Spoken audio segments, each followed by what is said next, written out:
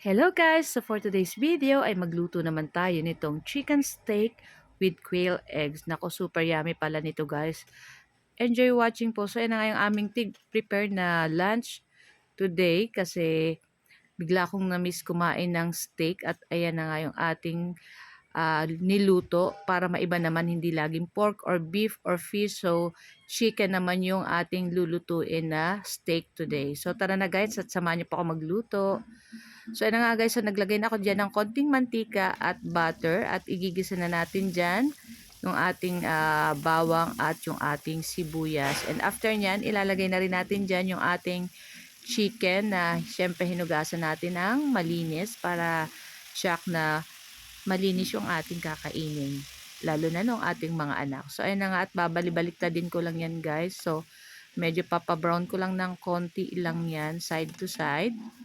Ayan. And after nyan, maglalagay tayo dyan ng soy sauce. Maglalagay din tayo dyan ng oyster sauce para mas yummy ang ating steak. Siyempre, hindi mawawala yung butter pag nagluto tayo ng steak kasi pampadagdag yun ng sarap sa ating niluluto na steak. So, tatakpan ko lang yan guys para maluto yung ating chicken. Ayan. At tapos, babaliktad din uli natin yan ng ganyan.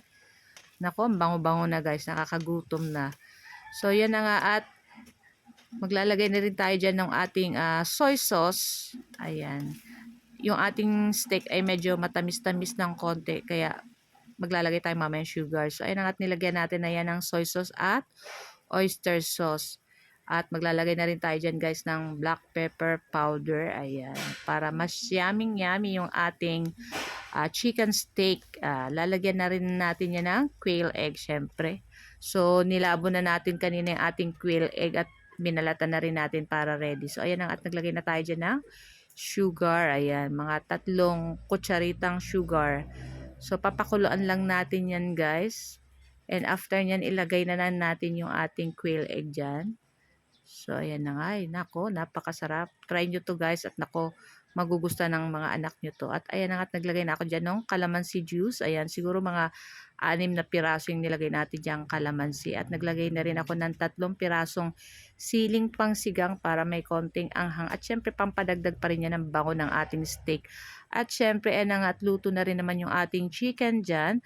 So, ilagay na natin itong ating sibuyas na puti. Ayan, pwede po kayong gumamit na ng pulang sibuyas.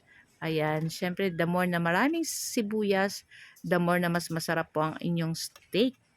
So na nga guys, so luto na rin yan at papatayin na rin natin yan guys.